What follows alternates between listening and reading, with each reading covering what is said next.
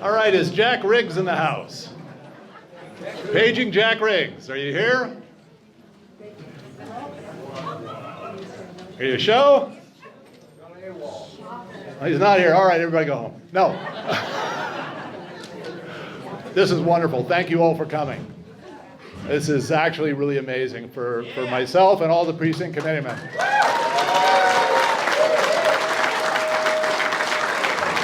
Hang on. I need to get a selfie here. Hang on. Come on. There we go. All right, everybody, big cheer. Hey-ho! All right. Well, we do have a little bit of a presentation here for you. So, but like all good Republican events, the first thing we do is start with an invocation. And I've asked Pastor Paul, I know I to give it. Pastor Paul? Thank you, Brent.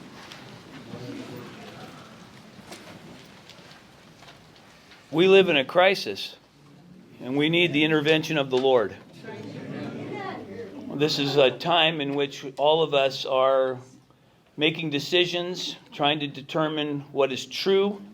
We're recognizing that there are many people today that are misrepresenting truth, misrepresenting themselves.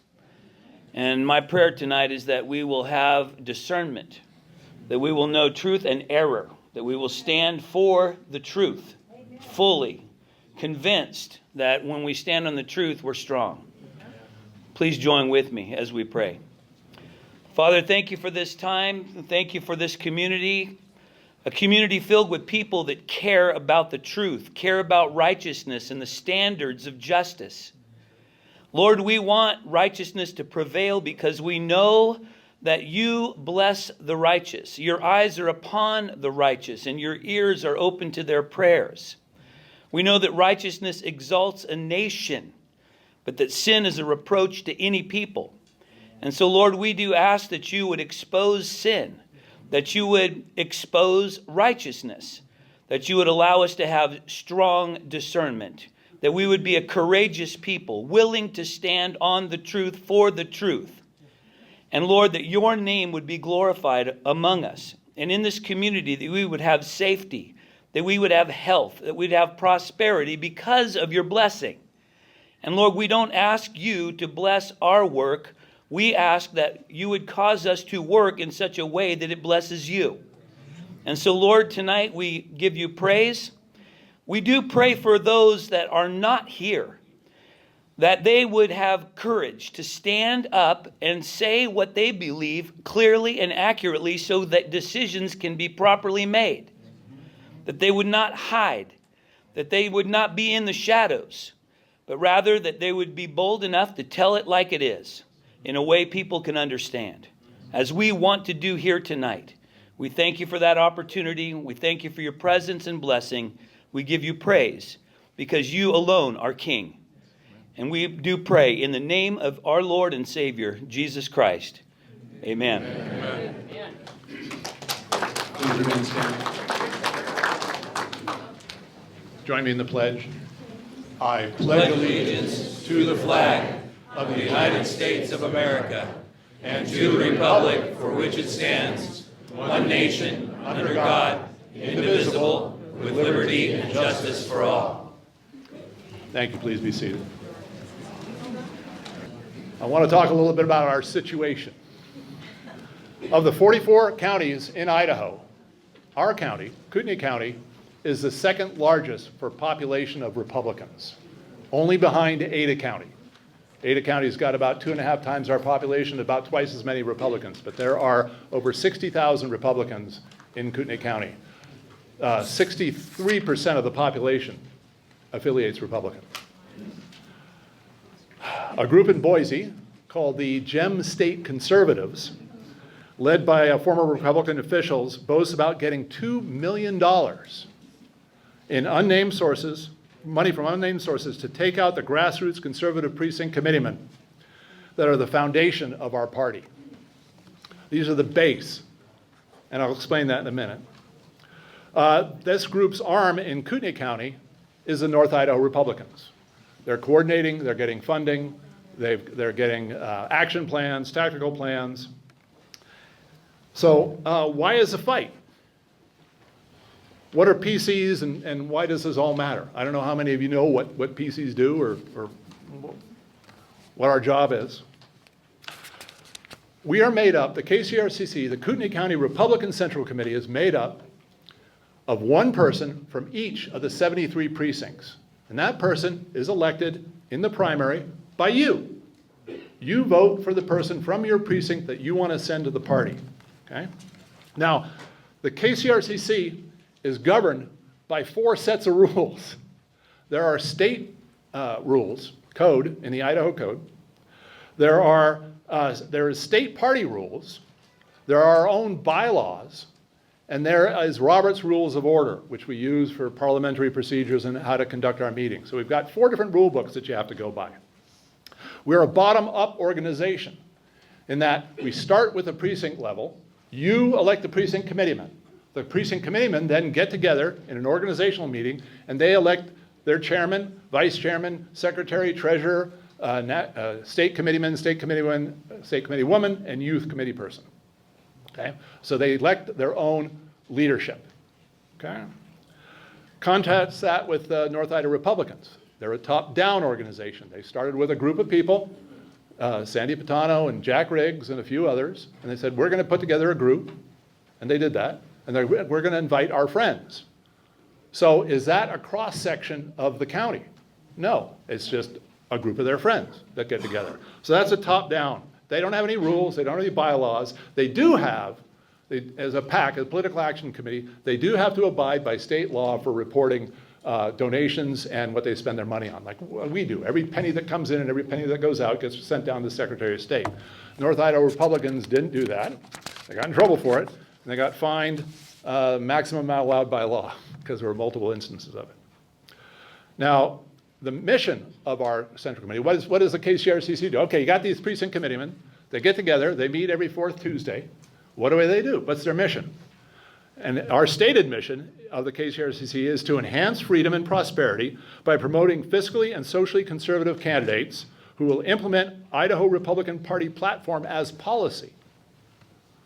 What the heck does that mean? What's the platform? And how do you implement it? Okay? Well, the platform is what our party has that defines what it means to be a Republican. It was created by many Republicans over many years.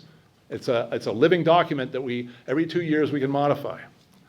And in the platform, you will find that Republicans believe in the strength of our nation and is in our faith and our people and our families. We believe in equal rights and equal justice. We believe in the government must be fiscally responsible and that life begins at conception. And the government should be our servant, not our master. That woke, Marxist doctrines like DEI and CRT have no place in government. That the Second Amendment is an individual right and must not be infringed. Now, some of you have a copy of the preamble from our platform, and welcome. You can read the whole thing on our website. Go to IDGOP, and you get there and you can see the whole thing. It's a multi-page document. There's quite a bit of detail in it. But it tells you who we are. Now, the platform has evolved over decades. It started when the party started. We initially had a platform, and then every 2 years, we get together for a convention. And at that convention, we have delegates who are elected by all the central committees and the legislative districts. There's 44 central committees, one in each county, and there's 35 legislative districts in Idaho. Each one of those sends a number of delegates to the convention. And at the convention, we consider things like the platform. Now, any delegate can suggest a change to the platform. They can make a change, say here, and submit it. Okay? It goes to the platform committee, which is a subcommittee made of about 50 people. I've chaired that 1 year. And at that meeting, we then consider the proposed change to the platform at the subcommittee meeting. If it passes those 50 people, then it's passed on to the General Assembly of all 600 delegates that are there. And if the 600 delegates or so approve, then it becomes a change to the party platform. So this isn't some frivolous thing. It's difficult to get a change through. You got to get a lot of Republicans to approve. And over the years, thousands of Republicans have weighed in on what it means to be a Republican. Now, there are politicians out there who want to tell you the platform doesn't mean anything. that there's silly stuff in it, that it's not important, and we're just going to push it aside, don't worry. Those are the same kind of people that tell you that the Constitution doesn't really matter and it's a living document and we can just modify it and ignore it. The platform is the definition of what it means to be a Republican. It tells you what our principles are, tells you who we are and what we believe. Now, that doesn't mean you have to agree with everything. You know, and some people like to say, well, Ronald Reagan said 80% is good enough. Well, yeah, probably, if you're a voter, sure. If you're a politician and you put a Republican brand on you, you better agree with most of the important stuff, right? You better agree with that if you're going to call yourself a Republican. So now, let me talk. We got the state convention. It's coming up. It's going to be right here in Coeur d'Alene. We're hosting it this year. Okay? Kootenai County is hosting. All 44 counties are coming here. We're going to have a couple thousand people show up. It's going to be both at the resort and the Schuler Auditorium starting June 13th, 14th, 15th. Okay? Now, wait a minute. That's only a couple weeks away, a few weeks away, right? Well, when we saw that there were 70 challengers to all the PC seats, and we thought, oh my goodness, what happens if we lose? Who's going to run the convention? These people have never been to party meetings. They don't know the rules. There's 4 different rules they got to follow. They don't know the procedures. They've never run a convention. How are we going to get this convention done? Everybody's going to show up here and look around and you know, with stupid looks on their faces, not knowing what to do. So he said, well, we got to do something. So Carla Matari, who's the chairwoman of the convention committee, sent out an invitation to all the precinct candidates, every one of them. There was 135 of them, every one, and said, we're going to have a meeting. Come on down and we're going to brief you on this convention so you know what's going on. So if you win your seat, you'll know that day what's going to happen, what are the tasks, what are the duties, what are the responsibilities of each one. At least you'll be able to answer the basic question like, is there a convention? Okay?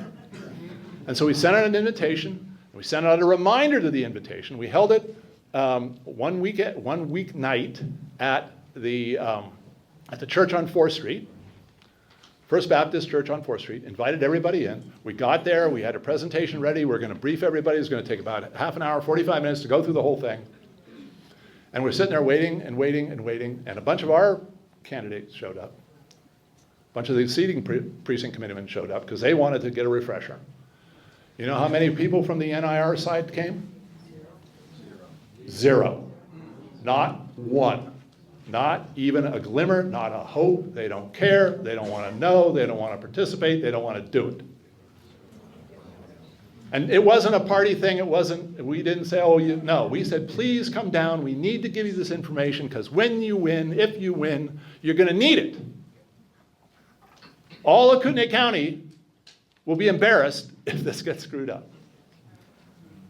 And so please, come down, learn, know. 0.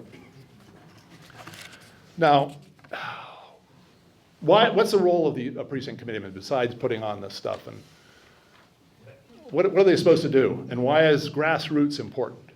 Okay, why is it important that they're your neighbors and your friends?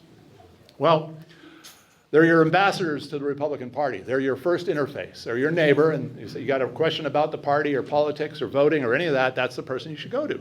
That's their job, is to help you out. Help with political issues. They knock on doors. They answer questions for you. They provide information, and they promote conservatism. Right? They promote the Republican brand. What NIR says the PC should do, and Trent Clark from Gem State Conservatives was just on the radio the other day. He says that we should blow up balloons, lick envelopes, make cookies, don't ask questions, and or render our opinion and be pamphleteers for whoever wins the primary. And that was what a lot of PCs did until finally people got fed up and they said, you know what, Republicans, you're not doing your job. Your job is to make sure that if you've got an R on your chest, you're actually a Republican. And that's what inspired us to start doing the rating and vetting system. We'll talk about that in a little bit more. So why is grassroots important? We hear that, AstroTurf, grassroots, and elites and all that, but why is it important? Well, let's consider Precinct 412. Jim Hammond, Mayor Jim Hammond, right, is running against Doug Bacon. Doug, are you here? I think he's working tonight. So Doug Bacon, we got Ham and Bacon. Never mind.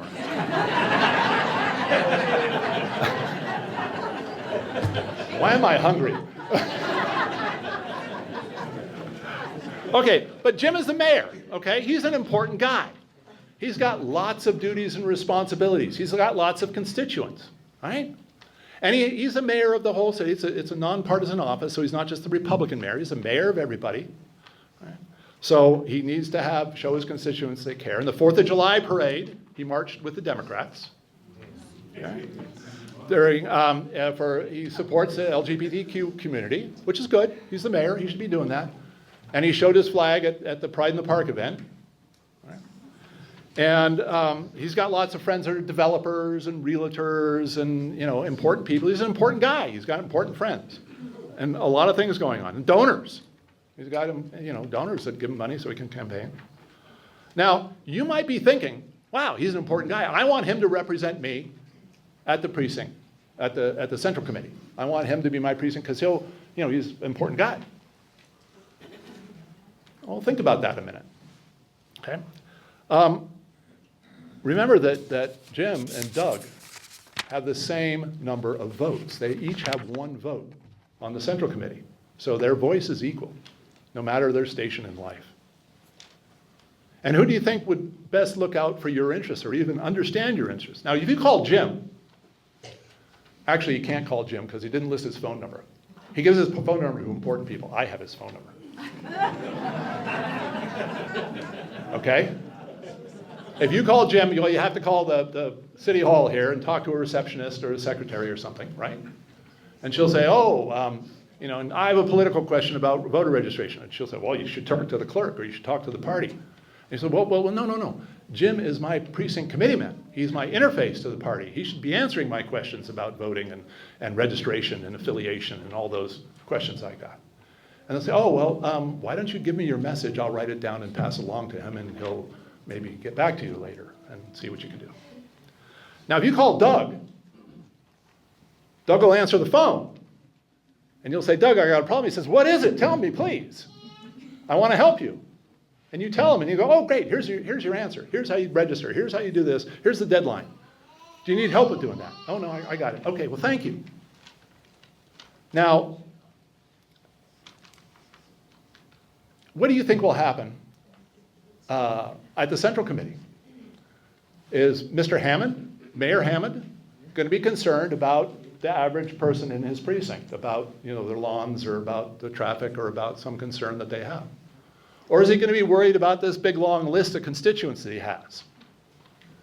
And the answer is, well, yeah, he'll tell you he's worried about you, but he's only human. He can't worry about every little detail. He's got to prioritize. Whereas Doug's got, he's a nice guy, he's got a job, and he's a hard worker, but when you say something to him, he's going to listen because that's important to him, being a precinct committeeman. Now, there are other people on the NIR list that you wonder how they're going to represent you. There's the CEO of Heritage Health. We already talked about the mayor. You got the owner of one of the largest construction companies. All those apartment buildings? Yeah, okay. Are they going to represent you? Okay. The guy who was appointed to the Ignite CDA board, and he passed out millions of dollars. This isn't an elected position. This is an appointed position. And he was handing out millions of taxpayer dollars to his friends in the construction industry and whatever for all the projects that Ignite CDA, the development agency that gets rid of blight, passing out that money like crazy. Okay. Is he going to represent you? How about people who voted for Biden? Are they going to represent you? How about people who say that they're Republican but request Democrat ballots when they vote? How about people who claim that a candidate who was the treasurer of the Democrat Party a few months ago is now a solid conservative Republican? Okay? Do you want people whose agenda, constituents, and opinions are serving the Central Committee, yours or theirs? Do you want people like you? You want people like you on the Central Committee. That is the base of the party. That is the strength of the party. People like you. And you know why? Because when people go to vote, they vote for themselves. right? You're voting for you. So if you want somebody representing you on the party, they got to know your problems, know how you think, know what they got to be one of you. They're your neighbors. And not important potentates running around, okay? You want people on the Central Committee, there are two kinds. There's people whose names you know, and people who know your name. You want people who know your name on the Central Committee, because they're going to represent your interests because they understand you. It's not that the other people are bad people. It's just they got a whole list of things to do that aren't Central Committee, that aren't politics. And sometimes those interests conflict. So,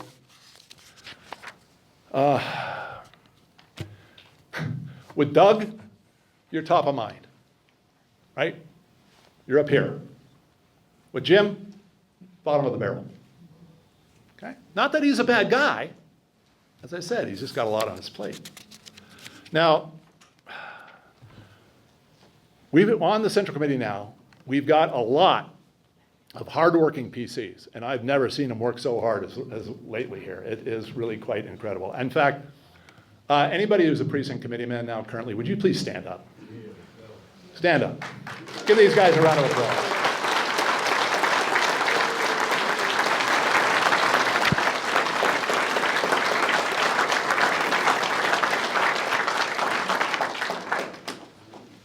At least half a dozen of the folks are actually in the Idaho Republican Party Hall of Fame. Happens once a year. People are nominated, and they've got a whole committee run by the vice chairman of the party who goes through and reviews, and they vote on who deserves to be inducted into the Hall of Fame. We have several PCs who have the goal of meeting every person in their precinct. They want to talk to every Republican in the precinct, and we've got a couple of those people here tonight. One of them is Randy Neal. Randy Neal's a great guy, and he's a little bashful, but I'm going to ask him to come up here and tell you a story that I know you'll enjoy.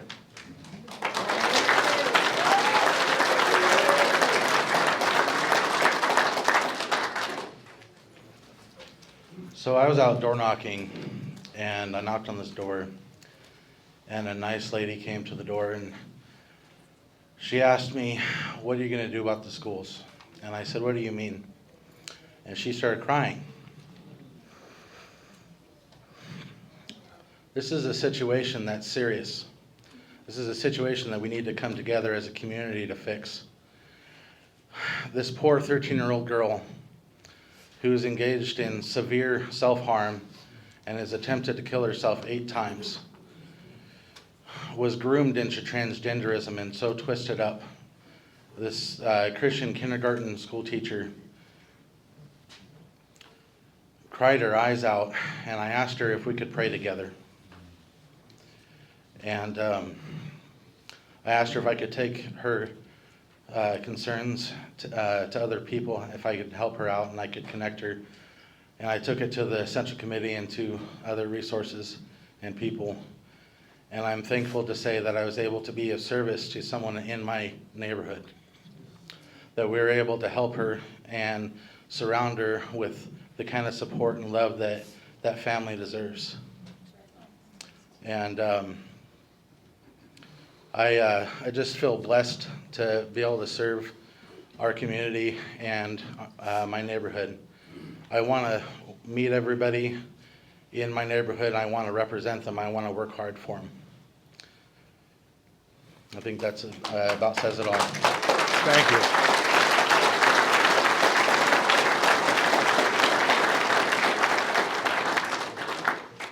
That woman was Sheila Butcher, and Sheila is here tonight. Sheila, you want to stand up for a second? Let's give her a round of applause, please.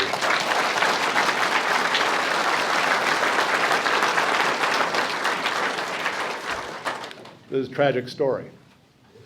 The real tragedy is that she's not alone. This isn't the only case. You know, the school district that wanted $50 million from all of you, and now is still, and then they said, if you don't give us $50 million, we're going to close schools. So now they're closing schools. There's still $6 million in the hole, and the superintendent is running around the country looking for another job. We need accountability. And the way you get accountability is you elect good people into the school districts, and the school boards. And the way you do that is you have a central committee that'll work hard to get candidates.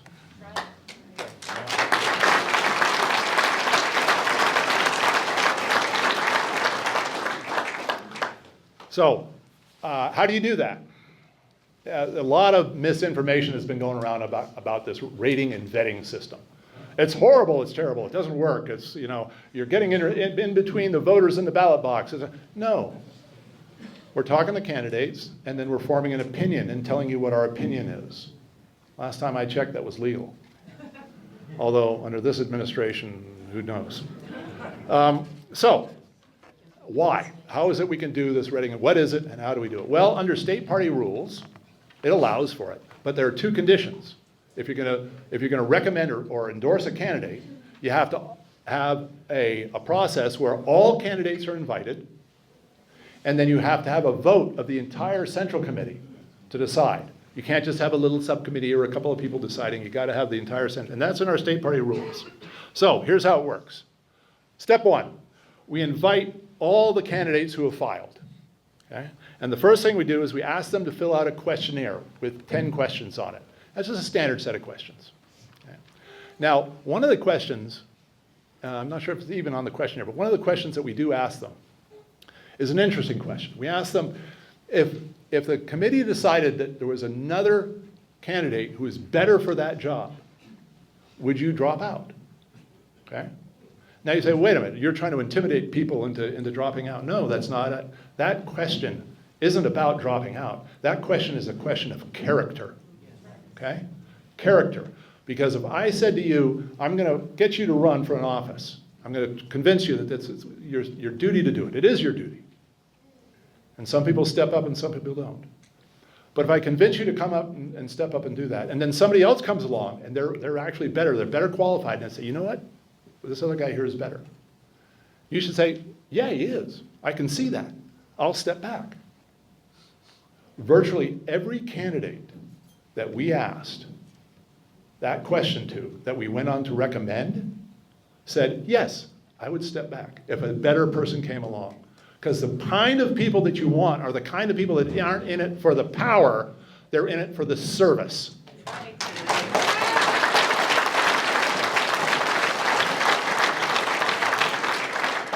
Now, after they fill out the questionnaire, they come in for an interview. And we've got a committee that does the vetting. Jeff Tyler here, I'm going to ask him to talk in just a second. And there are 12 members on that committee. I sit on that committee, but I don't vote. I just sit, I come in and I watch to see how it's going so I can get a feel for things, and I'm fully informed as chairman. And so they come in and they have an interview for this panel of 12 people, and they're not all precinct committeemen. We have members of our community, important people in the community that sit there and give up their time to help us evaluate these candidates, ask them questions. We do a background check. We find out, and it's a professional background check. We pay for a background to make sure if there's got any bankruptcies or liens or weird stuff in their background. And yeah, sometimes there is. We go to the Secretary of State. In the appropriate case, we'll go to the Secretary of State and do a finance report, find out how much money they raised, from how many donors, how much money they've spent to get an idea of that. We do professional polling. They say you shouldn't trust a poll unless you pay for it, so we pay for it. We spend between $8,000 and $18,000 on a professional poll that goes out and finds out the answers to the questions we want answered. Where these people are in the race, what are they doing? Surprisingly accurate. Last time there was a race, we predicted the Secretary of State's race and the Attorney General race within 2 percentage points. So we knew what was going to happen there. After we do that, then we also have, I encourage all of our precinct committeemen to attend candidate forums and meet and greets, and any place a candidate is talking, it's usually go to Republican Women or Reagan Republicans or something like that. So we say, go down there and listen to the candidate, talk to them firsthand, okay? We have a special meeting of all the PCs, and we invite the candidates in first. And so we have one last chance for all the PCs to go around, and you can ask a candidate. We have all the candidates around a big table, and you can ask each one of them a couple of questions. So if there's anyone that you missed or you skipped and you hadn't met right yet, you can go up to them and shake their hands, look them in the eye. And then we have a special meeting of the entire body in what we call executive session. What an executive session is it's just precinct committeemen without our guests. Usually our meetings, we have a guest area and people can come in and watch. We say, no, it's just us, right? But everybody, the entire committee, and usually there's between 55 and 60 out of the 73 that show up. Everybody's got lives and not all of them can come at the same time. But we do that so there isn't any intimidation. You know, there are groups out there like the police, there's not a union, but it's the sheriff's employee union. And, you know, you wouldn't want the sheriff's employee union looking at, well, how's that guy going to vote on the guy I want or not? No, that's kind of intimidating. So we make sure that there's just the PCs, there's no recording allowed, and we don't allow any hearsay. So you can't say, when you go to talk about the candidate, you can't go, well, I heard from so-and-so that they said such and, no, that's not allowed. You have to give your first-hand information if you're going to offer new information to the committee.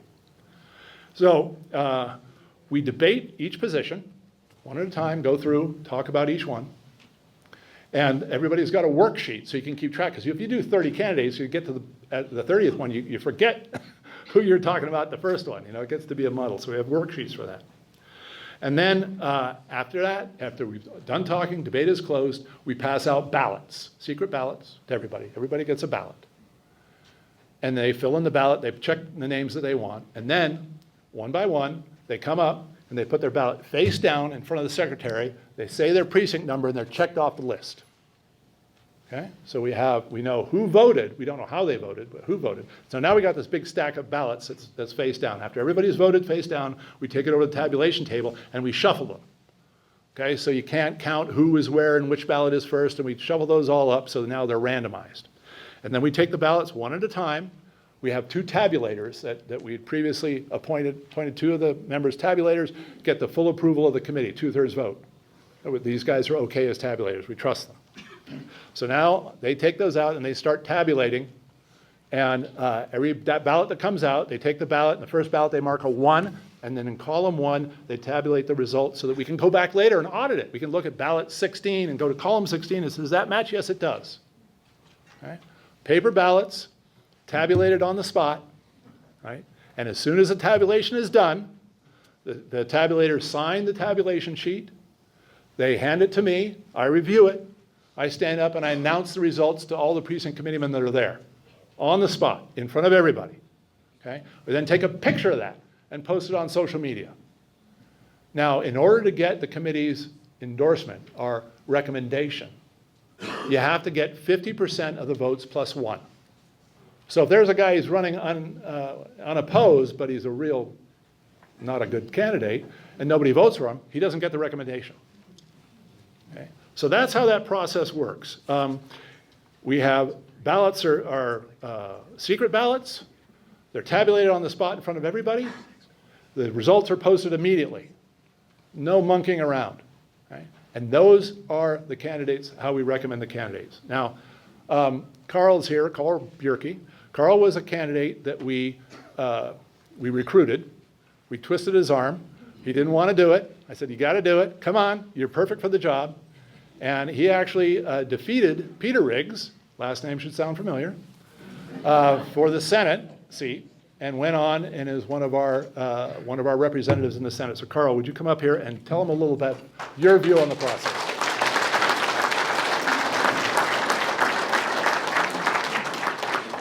Boy, what a group. I guess we should be happy that we didn't end up having a debate, which would have been interesting. We should think about what that debate would be about, the future of the Republican Party.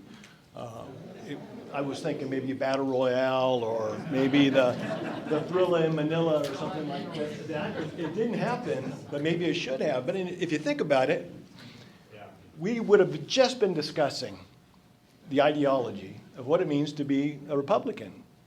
And that should not be debatable. We've got the platform, right? And if you truly say you're a Republican, then what is there to debate about? But I'm not here to talk about the Thrilla in Manila. I guess I'm just pleased that I was recruited to a certain extent. But I think my wife and I kind of opened ourselves up for it. My wife, Leslie Bjerke's on the school board, CDA 271. She may be here. And at some point, when we thought we were done with our service, her in the school district, as a lifelong teacher and me in public safety, that we would just kind of settle in and enjoy life. And it's almost cliche at this point when you look back at what happened during COVID. And I really appreciate that we live in a constitutional republic. And there's two main reasons for me. You know, the Bill of Rights, individual rights and freedom, right? It's going after the one and leaving the 99. One person counts. And the other thing is the rule of law. And during COVID, I saw government become a religion here in the United States, and unfortunately, here in Idaho. So I was ripe for the picking when they found me. And it's interesting when people talk about that vetting program. I look at it like an ombudsman system that they have like on the East Coast, right? You want somebody at the lowest level representing the people in a neighborhood, in an apartment complex, right? That's what a representative government is all about. This system that they devised is the way it's supposed to be. I'm glad that I took part in it. And you think about it, again, we talked about questionnaires. The KCRCC is not the only people asking for you to fill out a questionnaire. There are numerous. And what is the intent? All those groups want to know what you really stand for. And it's really important, if you believe in the party platform and you believe in the county central committee and you believe in the system, and you say you're a Republican, you're going to want to do what it tells you you should be doing.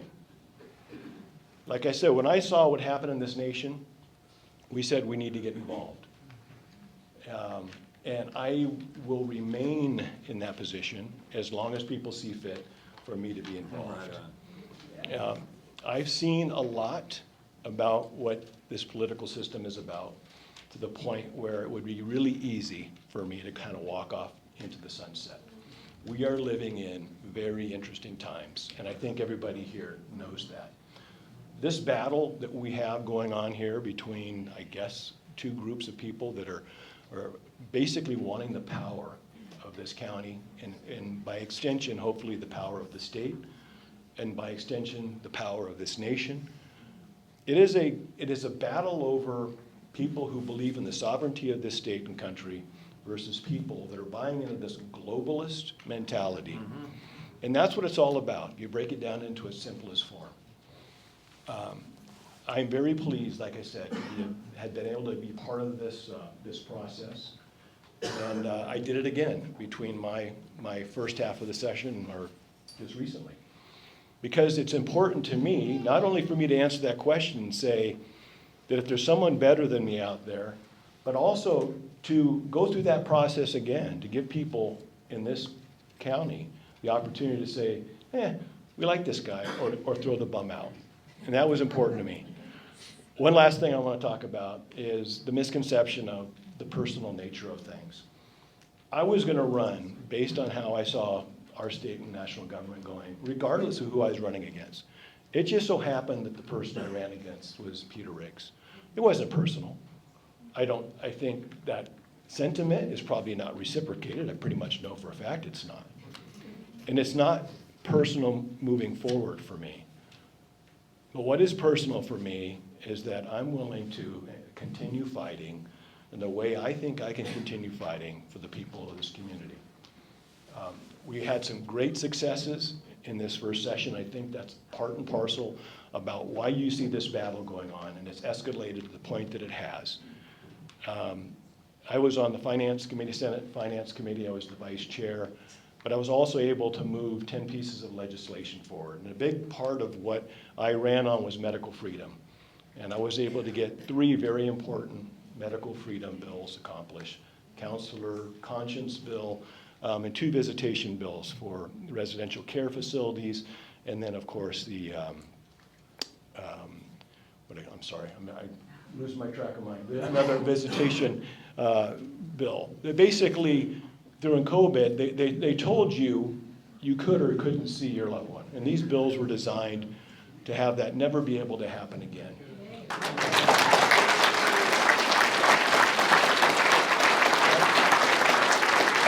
I already know I took up my time. I appreciate being able to be here. It was going to be a debate. I'm taking the opportunity to say, hey, I appreciate a vote again. I think Jeff Tyler's going to talk a little bit more about a 10-minute process that took. It would take 10 minutes to explain about how he got me into doing this. And with that, thanks for being here, and thank you for letting me talk. Appreciate it.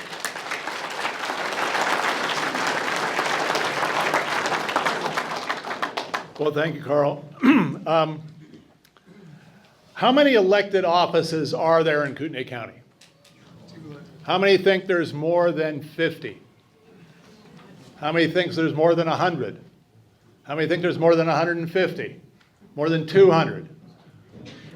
Would you believe 240? Well, look at your property tax bill. You know those little line items for all the taxing districts that are on there? Each one of those little line items has got at least 3 or 5 people who are elected to spend your money. Okay? That's why they're on there. 240. And you think, well, most of those go unchallenged. Right? I mean, who wants to work at a sewer district or a highway district or a water district, you know? I mean, come on. But they're important because they're spending your money. You know who likes those jobs? Because they're nonpartisan. The Democrats. And they say that. They have a stated mission to populate all these little offices so that they've got their farm team ready to go. Right? They're learning how to do the politics thing. And so over the last 4 years, our Central Committee has had an active effort to recruit people for those. Rob Behrens, are you here, Rob? Where are you? There he is right back there. Rob is the chairman of our Recruitment Committee. Thank you, Rob.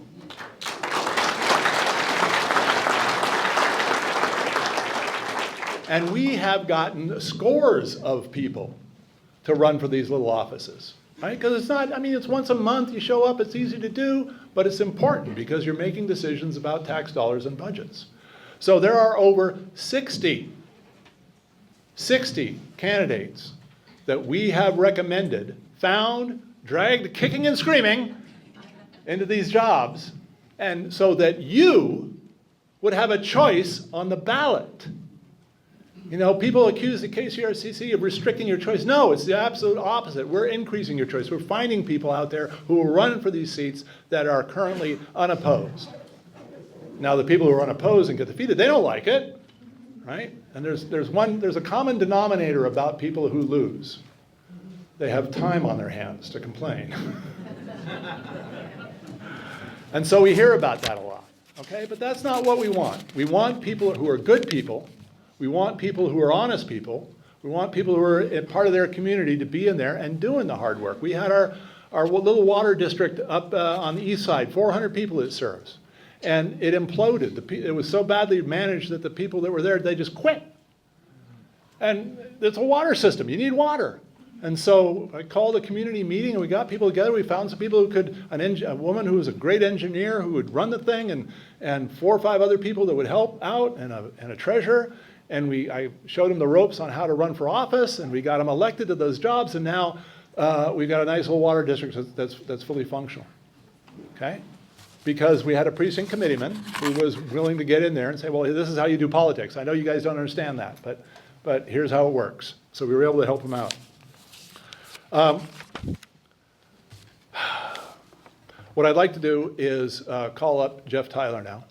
Jeff is our vetting chairman, but he's got a great story. Jeff was one of the inspirations behind vetting. Well, I'll let you tell the story. Get up here, Jeff.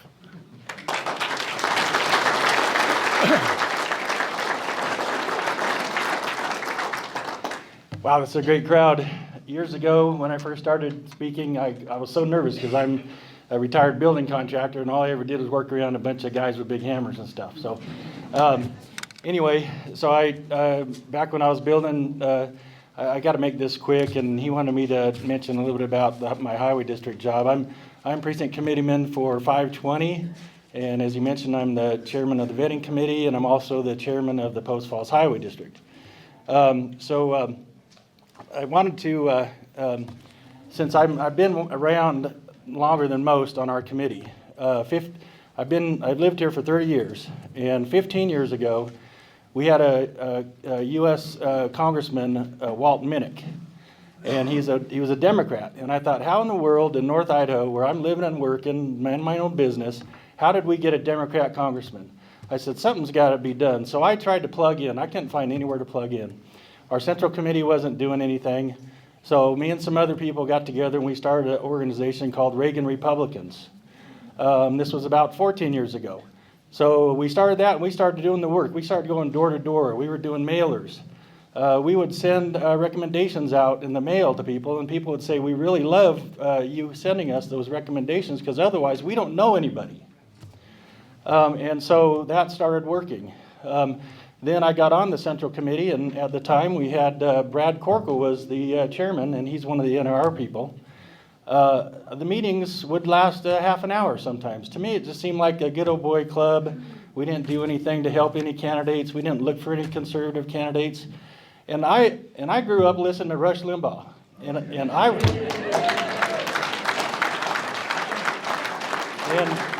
was like, somebody's got to do something. You know, this is not right. And I'm a Republican, and I'm for limited government, lower taxes, less regulations, and that's what I've been trying to live. So I've been mostly as a building contractor, and I'm still working. I just wanted to help find good candidates and help support good candidates. And I didn't want to get involved. I didn't want to be political. But I told the chairman that I'm a sucker for a vacuum. Which means when somebody should step up to do something, somebody's got to do it, right? So I would step up when there was that vacuum. So during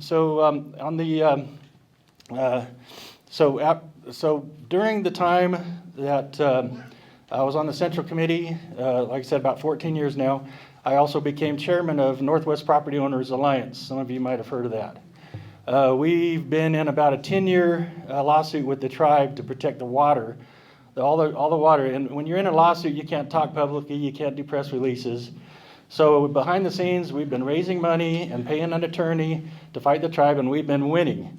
The tribe wanted to be able to control all the water here like they do in western Montana, and our group and a few other groups were able to, with our attorneys, stop that from happening. And you should be glad that you have a low water bill now, because otherwise you could be paying double or triple.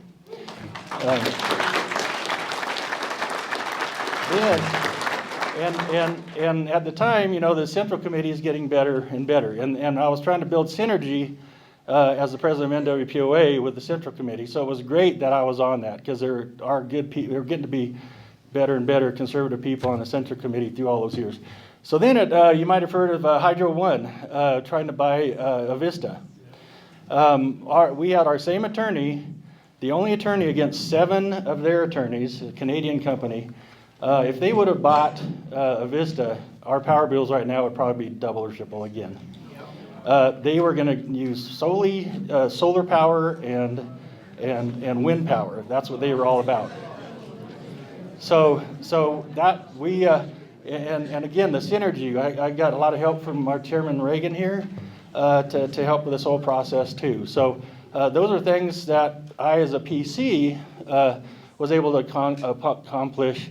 Kind of outside the committee, but with the synergy of the committee, because, like I said, we're all good conservative people. Then 4 years ago, we had some elections where the person we really didn't want got elected, and the ones that we really liked didn't get elected because they split the vote, like 2 good conservative Republicans and then one that wasn't. They split the vote.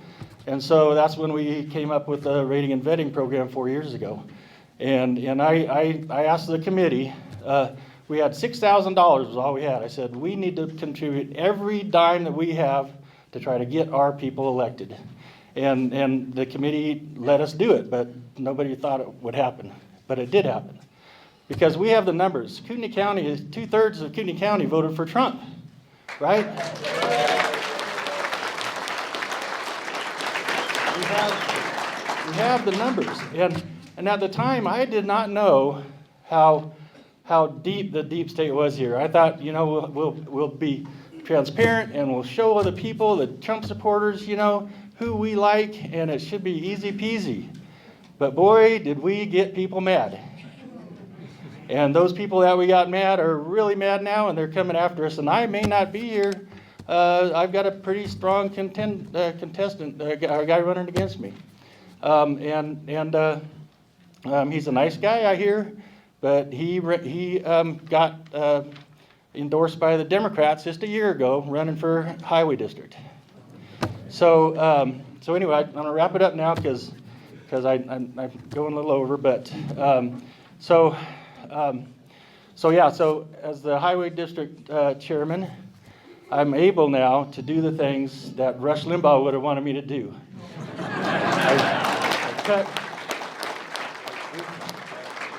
We've cut taxes 3 years in a row, 1%, 3 years in a row on your tax bill. Post Falls Highway District. And I've been working with legislation and working with my neighbors to help reduce regulations on the roads.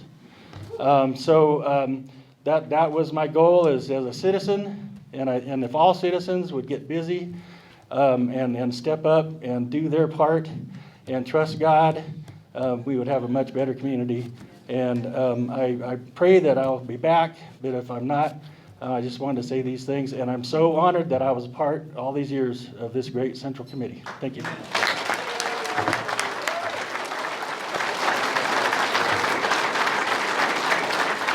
All right, we got a hard break at 7, so I'm going to ask Elaine Price to come up here and say a couple of quick words. Elaine is somebody that we didn't have to recruit, but we wholeheartedly recommend.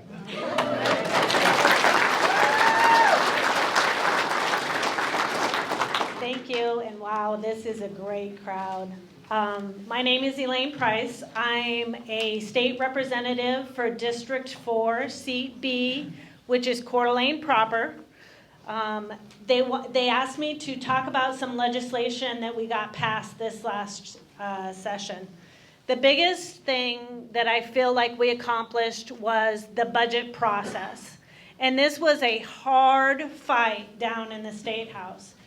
What we did is we separated the budgets between a maintenance budget, which was everything that the agencies got the previous year, and anything new. And they separated them into 2 votes. So we voted on these maintenance budgets, which pretty much passed, I believe, unanimously. And then these separate budgets, which were the extras, we got to discuss and vote against if we felt that it was over what they should be asking for. And my explanation on that is, if your child comes up to you as a parent and says, I want to go, I want $200, and you just hand them your wallet and say, feel free. That's our job as legislators, is not to just hand the wallet, but to look at where that money's going, because it's the taxpayers' money. So I feel that that was a big win for the state of Idaho this last session.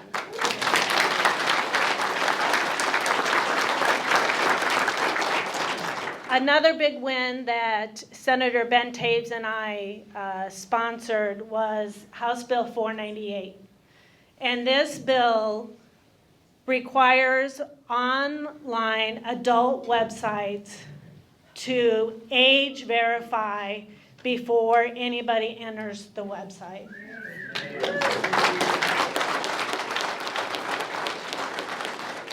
And we did our best that we could to do the lightest hand of government in this. So it's up to the website to determine how they're going to age verify. It also empowers the parents to be able to civilly sue if their child is harmed because they are not prevented from entering these websites.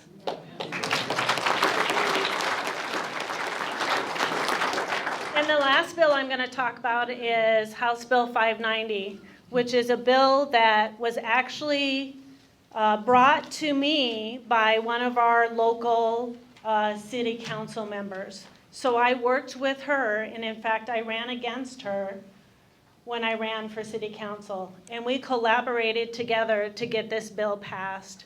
And it is a bill that allows mobile home parks, if they create an association and tell the owner that they're interested in buying the land underneath their mobile home, then they get notified. And previously, the way it was written is if the land is listed with a broker, MLS listing.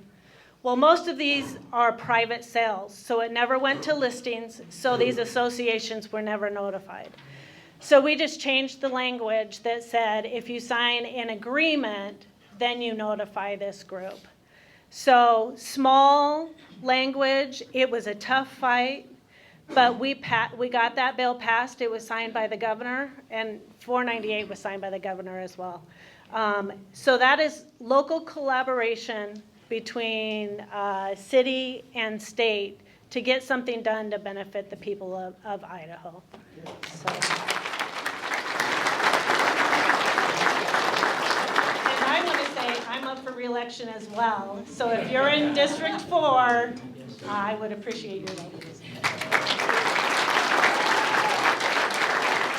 Okay, we got a hard break coming up here in a second, so I want to cover a couple of things really quick. First of all, you all should have received the voter guide. And there's more copies back there. Take one home, give it to your friends. There's the last 2 pages are the important pages. They've got our recommendations from the Central Committee, and there's a advertisement in there from the gemstateheist.org, which talks about the precinct committeemen and the good ones that you want to re-elect. Early voting is open till Friday at 5 p.m. Over on 3rd Street here, so you can go down there and vote. If you can't vote on Tuesday, please, please, please, vote on Tuesday. Bring your friends, bring your dogs, bring your children, bring everybody. I'll tell you this, Kootenai County is the county that the entire state looks to, okay? We used to be a backwater.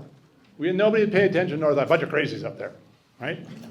Now we have a very active Republican contingent. And the politicians, if you're running for state office, you got to come up north and talk to us. Other counties, when we go down to our convention and our winter meetings, other county chairmen come up to me and they say, when we grow up, we want to be like Kootenai County. True story, okay? And that's because you've got some extremely active, engaged, useful, intelligent precinct committeemen who are running for office now, and we need to keep them in place. Right?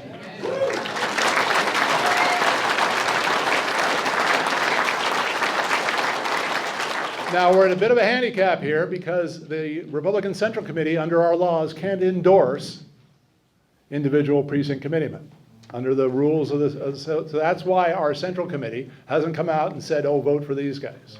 Right? I'm standing here telling you that. I might get in trouble. I hope not. But please go out and vote Tuesday. Please make sure your friends go with you, and we'll keep this together. But if this doesn't work, what will happen is we won't have voter guides. We won't have rating and vetting. We won't have people going out and finding candidates. Right? There won't be any recruitment going on. All that will stop, and the party will go to sleep, and the Democrats will applaud. Okay? And the Uniparty will take over. And Idaho will be the next Colorado. I'm not joking, folks. If Kootenai County falls, all the other little counties will go, oh, well, we don't want to do that. We're the tip of the spear. We're the cutting edge. And if they can cut that tip of the spear off, then it's trouble. So let's keep Idaho red. Let's go out Tuesday. Let's win. Thank you.